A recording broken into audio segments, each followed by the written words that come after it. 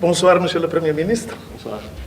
Présentez-vous à nos internautes afin qu'ils sachent qui vous êtes, ce que vous représentez, dans quelle instance politique évoluez-vous, afin d'apprécier votre rôle et votre position dans l'appareil politique et dans le système en Guinée-Bissau.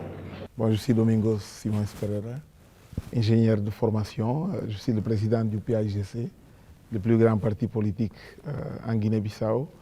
Et jusqu'au août 2015, j'étais le Premier ministre qui a été limogé par un décret du président. Le Premier ministre du parti dominant, du parti libérateur de la patrie, mais du parti aussi qui est divisé. Qu'est-ce qui explique les divisions et les cassures au sein du PAIGC au point qu'aujourd'hui la crise prévaut et le blocage reste entier? Mais vous savez, c'est intéressant, j'accepte cette définition, un parti divisé, mais c'est difficile de penser à un parti politique qui ne soit pas divisé. Parce qu'autrement, on allait dire que c'est un parti qui n'accepte pas des idées contraires. Alors, je pense que nous sommes dans la modernité.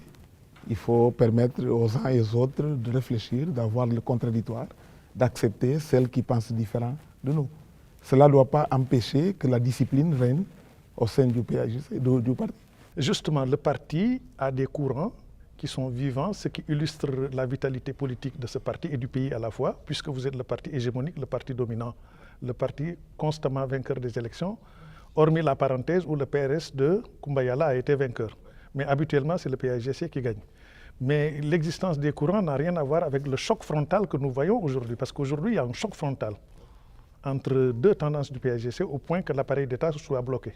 Je ne dirais pas que ce soit deux tendances. Je pense que c'est plutôt...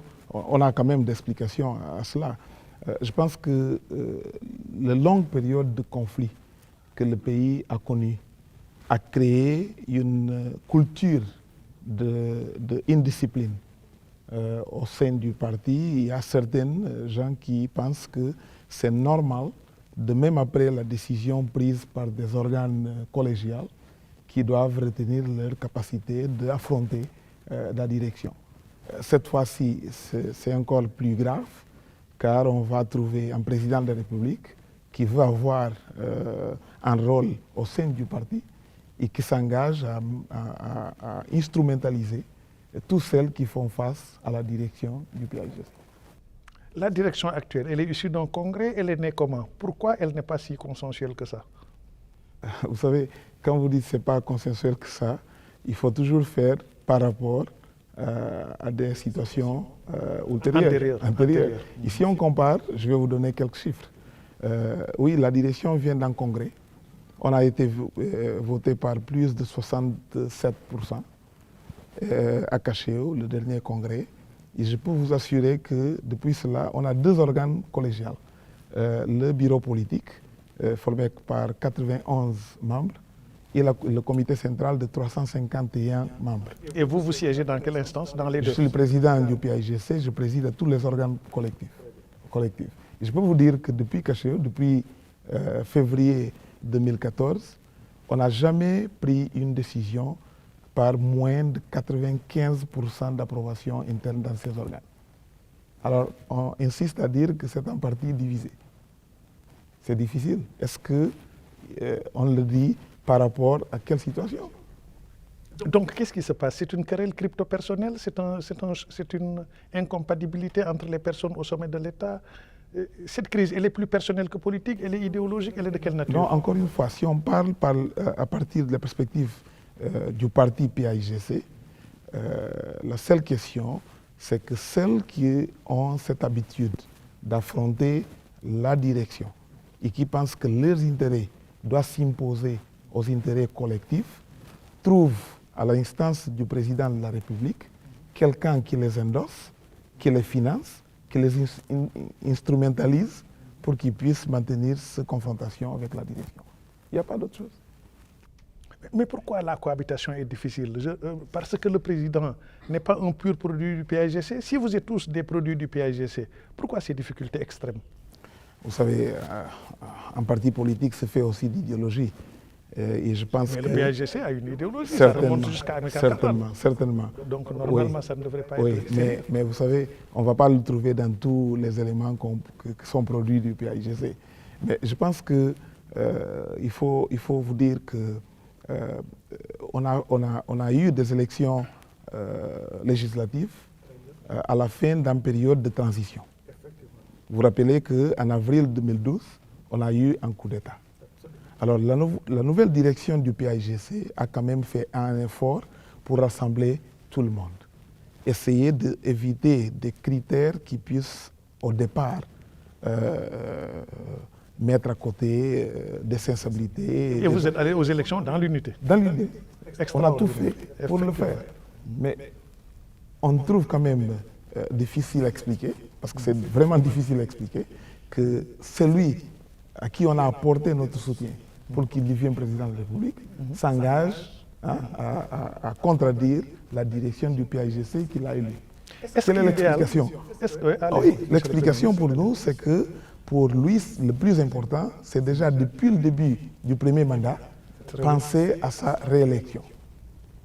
Et pour cela, pour lui, c'est fondamental qu'il s'assure que la direction du PAIGC, il y a quelqu'un qui le suit et qui va l'assurer qu'il sera encore une fois choisi comme le candidat du PAIGC. Est-ce que le problème ne provient pas de cette dichotomie? C'est-à-dire que le président de la République peut ne pas être le président du parti et le président du parti peut ne pas être le président de la République.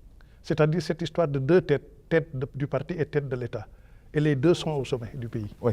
Est-ce que la difficulté ne vient pas de cette dichotomie? Vous savez, c'est vrai, notre constitution est différente justement, par rapport à la plupart des pays. Des constitutions africaines. Oui, oui. Absolument. En tout cas pour la sous-région. Mais vous savez, normalement, on charge la constitution, on charge la loi quand les choses ne marchent pas. Alors que s'ils ne marchent pas, normalement c'est les hommes. Parce que la même constitution que vous trouvez en Guinée-Bissau, c'est la constitution qui marche au Portugal, c'est la constitution qui marche au Cap-Vert, c'est la constitution qui marche ailleurs. Même en Angola. Même en Angola. Le parti et l'État sont chevêtrés. C'est des constitutions qui marchent ailleurs. Même en Alors, Angola. ce n'est pas normal qu'on charge la constitution des efforts qui ne sont pas déployés par des hommes pour créer des compromis nécessaires. Mais juste pour clarifier les choses, parce que parfois on donne l'impression que bon, c'est deux têtes et c'est normal qu'il y ait un conflit. Dans le cas bissau-guinéen, il y a quand même une spécificité. Okay? On a choisi le système parlementaire. Le chef du gouvernement est élu aussi bien que le président de la République, mais on dit qu'il y a trois organes de la souveraineté. L'organe exécutif, c'est le gouvernement. L'organe législatif, c'est le Parlement. L'organe judiciaire, c'est la justice. L'appareil judiciaire. Le président de la République doit être celui qui assure que les trois instances fonctionnent normalement. Il ne doit pas rentrer dans le jeu politique. Il doit juste veiller à que les trois instances marchent.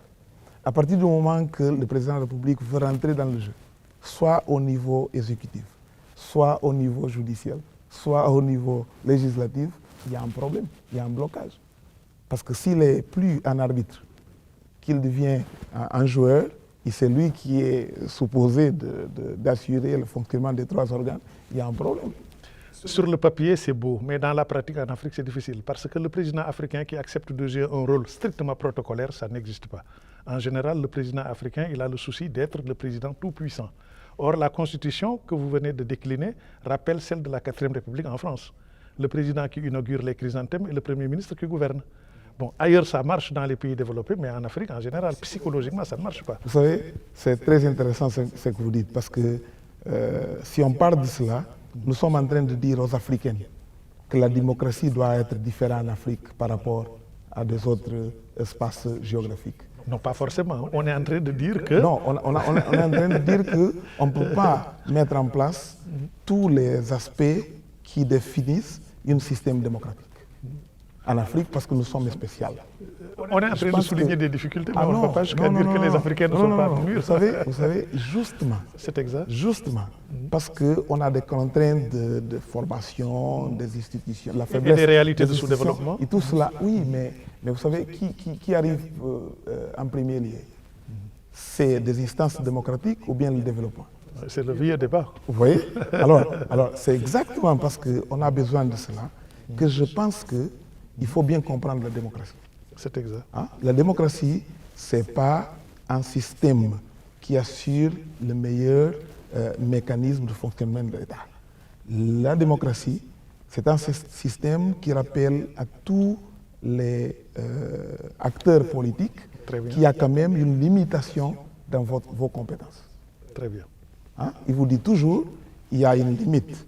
Parce que là où vous vous arrêtez, il y a la compétence des autres qui commence. Absolument. Alors, celui qui veut tout avoir, parce qu'on a tendance à dire, bon, en Afrique, le président doit garder toutes les compétences. Ça, c'est un problème. Non, ça dépend des constitutions que les peuples votent. Mais vous voyez, voilà, ça voyez, dépend des constitutions. D'un pays à l'autre, ça peut varier. On respecte cela. On respecte cela. Mais je pense que ce qu'on ne peut pas accepter, c'est qu'au milieu du jeu, on veut changer la règle. Ça, je suis d'accord.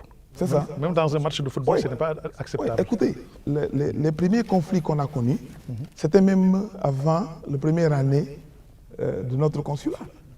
Alors, quand on s'est présenté en tant que candidat, moi je connaissais notre constitution et je ne peux qu'estimer que le président était au courant de ses limitations. Absolument. On ne peut pas arriver au pouvoir et au lendemain on trouve que les compétences qui nous sont dédiées par la Constitution ne nous suffisent pas. Sont insuffisantes. Vous voyez? Et là, on commence à chercher, bon, peut-être qu'en Afrique, bon, un temps. Non. Je pense qu'en Afrique, il faut que on apprend aussi à dire les règles sont là pour être respectées. Celui qui ne respecte pas la règle ne doit pas intervenir dans le jeu. Mais, Monsieur le Premier ministre, pour aller jusqu'au fond des choses, à la surface, il y a les réalités politiques que vous venez de décrire. Mais est-ce qu'il n'y a pas des courants forts qui agitent l'eau? Est-ce qu'il n'y a pas des interférences extérieures? Par exemple, des pays qui veulent avoir leur influence sur place. Le Portugal, le Sénégal, et c'est logique, c'est la géopolitique qui commande. L'Angola qui était présente avant de reculer, son influence a reculé. L'Angola qui était sur place, qui voulait créer des infrastructures militaires, créer des bâtiments pour l'armée, etc. et qui a été refoulé après le coup d'État d'Antonio. Est-ce qu'il n'y a pas un jeu et des interférences extérieures qui plombent un peu la situation chez vous? Il faut oser aussi regarder la situation. Oui, mais vous savez, je pense que ça c'est normal. Voilà, on habite une planète globalisée. Absolument. Hein? Je pense que, vous savez, moi je ne pars pas dans cette perspective. Parce que ça c'est bon pour la Guinée-Bissau, mais c'est aussi bon pour le Sénégal et pour les autres pays. Pour tous les pays. Pour tous les pays. Alors, il faut qu'on apprenne quand même à faire partie d'un monde qui est de plus en plus global. C'est que je dis, je pense que là, dans les pays comme les nôtres, où il y a la stabilité, on cherche toujours à responsabiliser les autres. C'est les autres qui nous provoquent l'instabilité. Alors on fait tout pour que le système ne marche pas, et après on dit que c'est les autres qui nous empêchent de le faire. Vous voyez? Je pense que c'est là le problème. On a élu un président de la République pour un mandat de 5 années. On a élu un gouvernement pour un mandat de 4 années. Notre système est parlementaire. Quand le président de la République commence à se mêler dans l'affaire de l'exécutif, il ne faut pas qu'on trouve des justificatifs de sorte nous sommes en Afrique, deux têtes sont compliquées, la situation du développement. Non, il y a une règle, il faut respecter la règle. Si la population bissau-guinéenne trouve mais que moi, bon... je parle des interférences extérieures. Vous faites partie de la CPLP, oui, la communauté des pays de langue portugaise. Oui, justement. Avec pour leader le Portugal et le Brésil. Justement. Et on a vécu les événements des années 90. Alors donc nous étions là comme témoins journalistes. Alors on a vu les choses bouger avec, à la limite, des impulsions extérieures. Le rôle de tel pays, le rôle de tel autre pays, le rôle de tel autre pays. Non, je pense que je n'appelle pas ça interférence. C'est la coopération.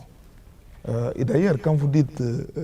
mais quand les interférences sont concurrentes. Quand vous dites que j'étais à la CPLP, je pense que c'est une bonne occasion de rappeler à tous ceux qui nous suivent que le Sénégal est membre de la CPLP. Ah bon? Ah oui, le Sénégal est membre consultatif de la CPLP. Heureusement, vous avez dit cause parce que le Sénégal ne parle pas portugais. Bon, mais c'est pas... Bon, nous sommes membres de la francophonie. Nous sommes membres de la francophonie. Je suis venu, vous savez que... Disons que vous avez été remorqué dans la francophonie, non, un peu comme vous avez été remorqué dans le CFA. Ok, bon. Ah bon, mais c'est un chemin à faire. Non, c'est un chemin à faire. Le poids de la géographie aussi. C'est un chemin. Vous avez évoqué le franc CFA. Vous savez que chaque fois que l'économie bissau-guinéenne ne marche pas tellement bien, on évoque que c'était une erreur d'entrer aux zones de la franc CFA. Là-bas, dans la vie Partout, politique. c'est comme ça. Quand les choses ne marchent pas, on cherche des explications en dehors de notre système. Absolument. Ça, c'est une réaction normale pour la population. Pour nous, les dirigeants, ça ne suffit pas. Il faut qu'on soit capable de rentrer dans la réalité des choses, trouver des éléments d'analyse et voir quels sont les ajustements qu'il faut faire. Mais je ne pense pas que cela explique tout. Absolument. D'ailleurs, moi, j'étais à la CPLP quand la crise de 2012... Comme secrétaire général. Secrétaire général. Oui, je sais. J'ai participé dans les réunions de la CEDEAO, aussi bien que des réunions de la CPLP. J'ai visité de différents pays, membres soit de la CEDEAO, soit de la CPLP. Ce que j'ai trouvé, c'est que tout le monde était disponible à travailler avec la Guinée-Bissau. Le problème, c'est que les éléments politiques à l'intérieur du pays cherchent toujours à diviser pour s'en profiter de la position des uns et des autres. Absolument. Ce que nous sommes en train de dire aujourd'hui, c'est que cela ne profite pas à la Guinée-Bissau.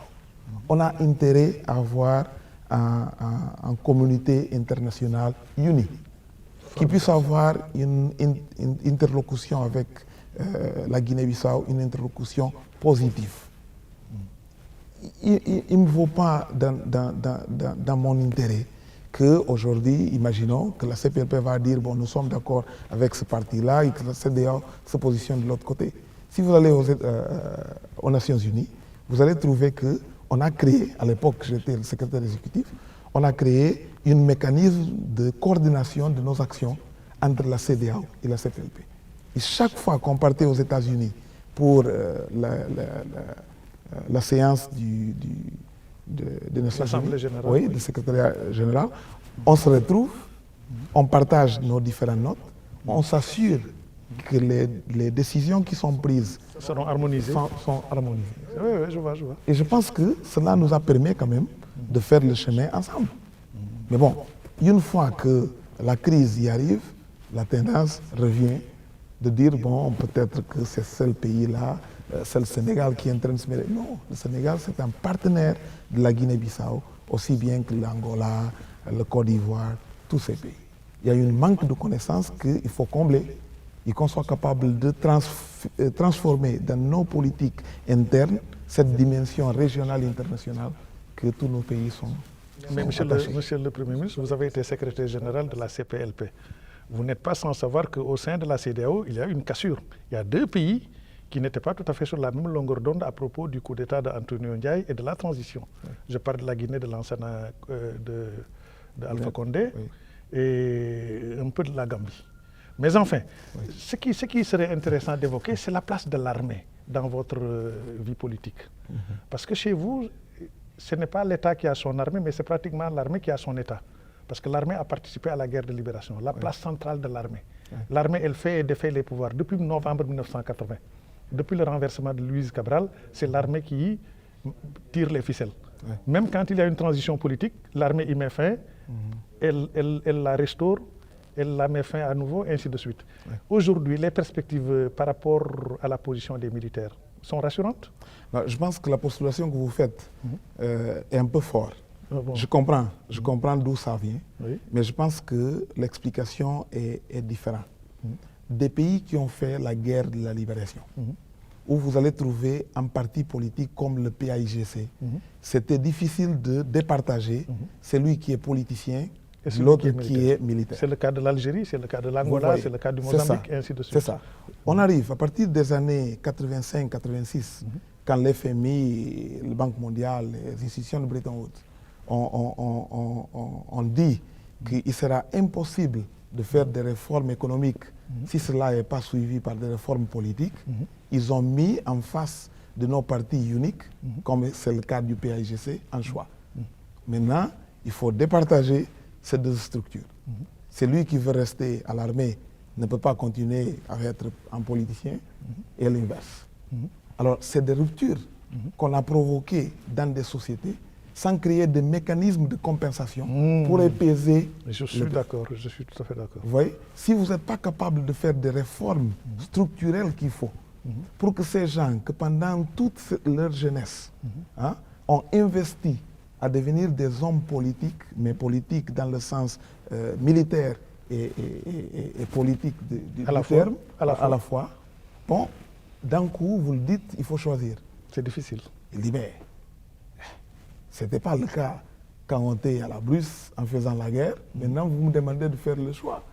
Il regarde les dirigeants politiques comme celui qui est en train de créer un mécanisme pour le mettre à côté.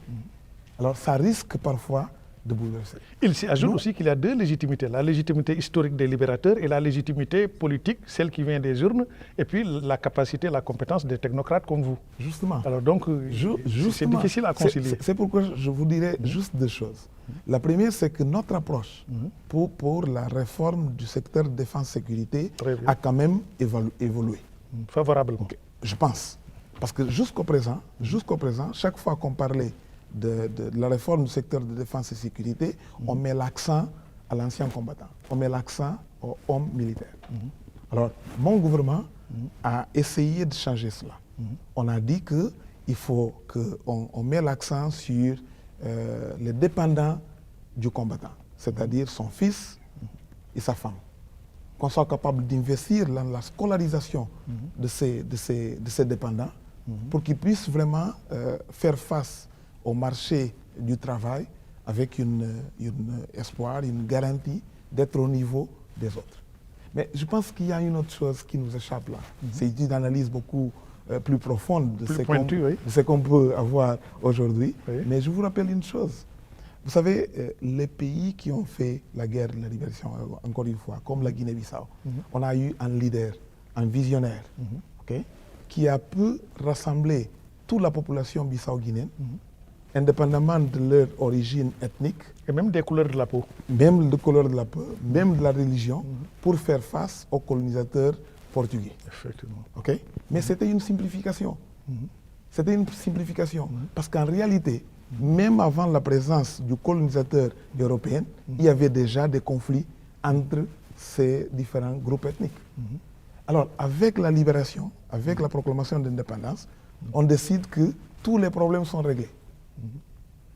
Vous voyez? C'est une erreur. C'est une erreur. Sauf que la simplification n'a pas été une erreur parce que la simplification a permis de créer un bloc face à l'APIDE. Parce que l'APIDE était capable de manipulation. Il fallait faire face à l'APIDE aussi. En tant que stratégie, si vous le prenez comme stratégie, c'est bien. C'est bien, voilà. Si vous le prenez comme identification des strates sociales, c'est problématique. C'est problématique. Oui.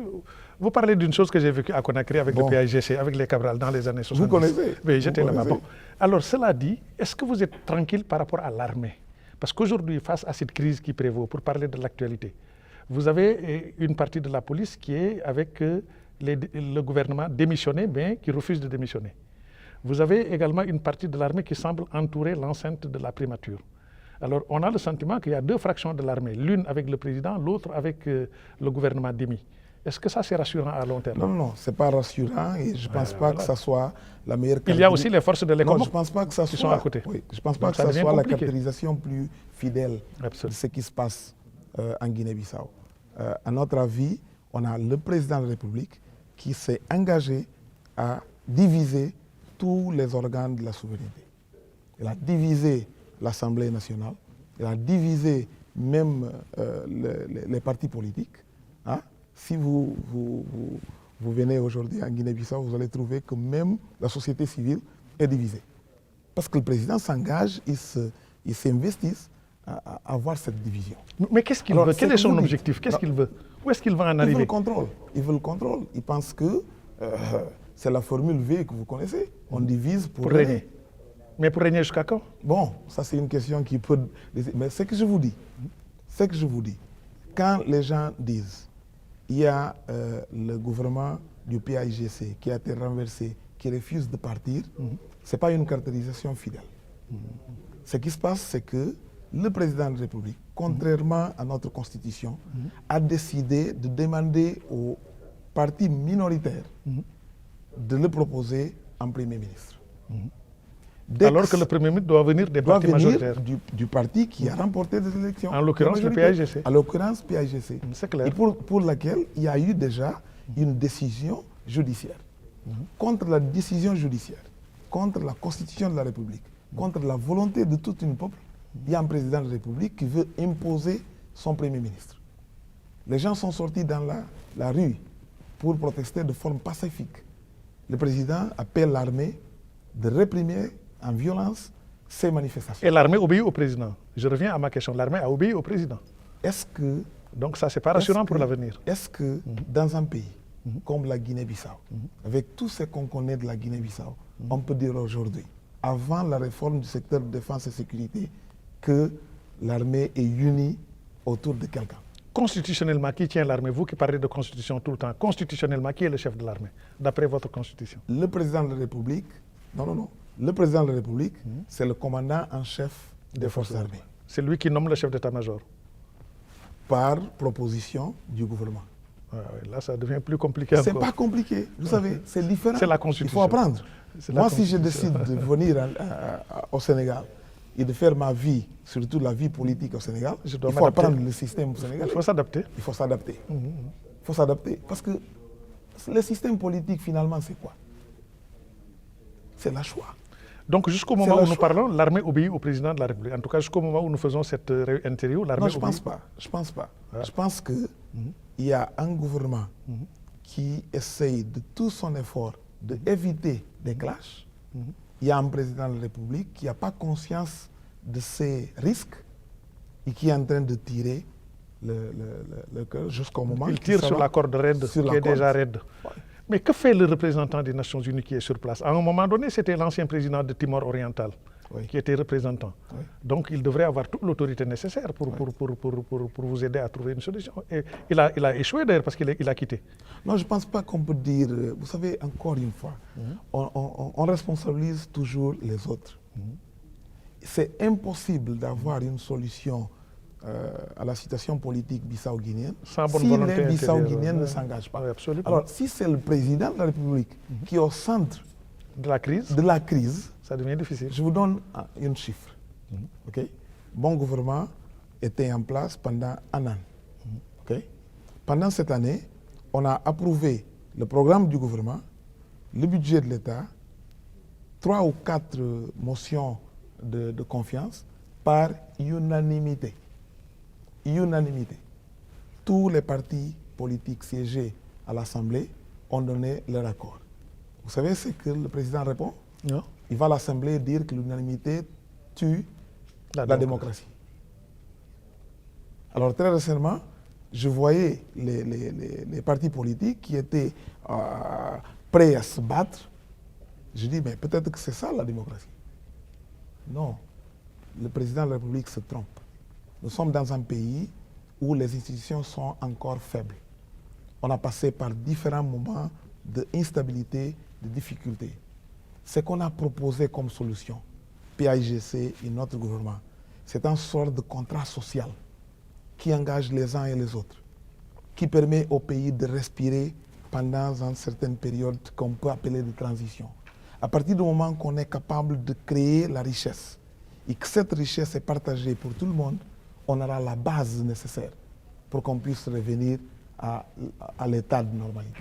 C'est lui qui ne comprend pas ça. C'est lui qui ne s'engage pas à donner au pays cette opportunité et pas prêt vraiment à représenter le peuple bissau-guinéen. Par rapport à ce que vous venez de dire, par rapport à l'attitude inconséquente du président, est-ce que le meilleur schéma n'aurait pas été plus exactement, parce que c'est déjà derrière nous, n'aurait pas été de faire en sorte que le président du parti soit le candidat à l'élection présidentielle? Vous savez, le problème c'est ça, c'est que le président n'a pas été vainqueur des élections. Oui. Parce que Vaz n'est pas le président du parti. Le président du parti, c'est vous. Oui. Mais vous n'avez pas gagné les élections, vous n'avez pas été candidat. Ou bien vous avez été candidat sans succès. Non. Vous n'avez pas été candidat. Je n'étais pas candidat. Est-ce que le meilleur schéma n'aurait pas été ça? C'est-à-dire faire en sorte que toujours le président du parti soit le candidat. Mais vous savez... Comme ça, on aurait fait l'économie de ces difficultés. Oui, mais c'est un système différent. Vous savez, je ne suis pas... Convaincu. Non. Je ne souscris pas la logique de chaque fois qu'on échoue, on dit que le système est mauvais. On connaît notre système, on connaît notre constitution, je représente un parti politique. Et on dit, suivant tout ce qu'on a comme choix, pour nous, le plus important, c'est de devenir chef du gouvernement.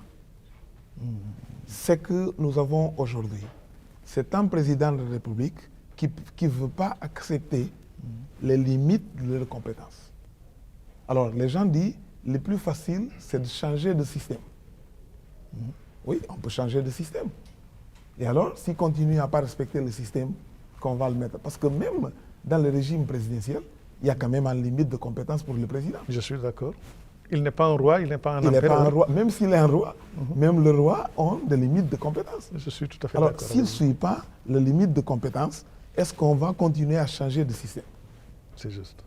Et quelle est la place de l'ancien chef d'état-major, Antonio Ndiaye? Quel sort entendez-vous? Quel est son sort en ce moment? Il est chez lui, tranquillement? Vous savez, je pense que ça, c'est des exemples des choses qu'on devait continuer. Dès que je suis arrivé à la tête du gouvernement, je me suis engagé dans un dialogue dynamique avec tous la tête de nos forces armées et des autres structures. Très bien. Alors, je pense que cela a donné des assurances pour que les uns et les autres puissent regarder l'avenir avec plus de confiance. Maintenant, pour terminer, quelle est votre, je n'ose pas dire vos ambitions parce que vous êtes dans la Constitution, respectueux de la Constitution, mais quel rôle entendez-vous jouer dans cette crise et quelle est la relation entre ce rôle et votre présence à Dakar? Non, j'aime mon pays. Je suis disponible à faire ce qu'il faut pour contribuer à la paix et à la stabilité. Je pense que j'ai donné une preuve de cela. Quand les chefs d'État, septembre dernier, m'ont demandé de me démissionner pour qu'on puisse trouver une solution plus apaisée, je l'ai fait. J'ai mis ma place à la disponibilité. Quand le président Obasanjo est allé chez nous faire la médiation des choses, pour qu'on puisse trouver un gouvernement PAIGC et que le président a dit qu'il ne voulait pas me voir dans le gouvernement, j'ai accepté. Je suis resté au parti. Encore une fois, je suis un militant de mon parti, je suis disponible à ce que le parti décide comme mon rôle. Mais il ne faut pas quand même abuser. Merci, Monsieur le Premier ministre. Bonne chance à la Guinée-Bissau. Merci. Merci.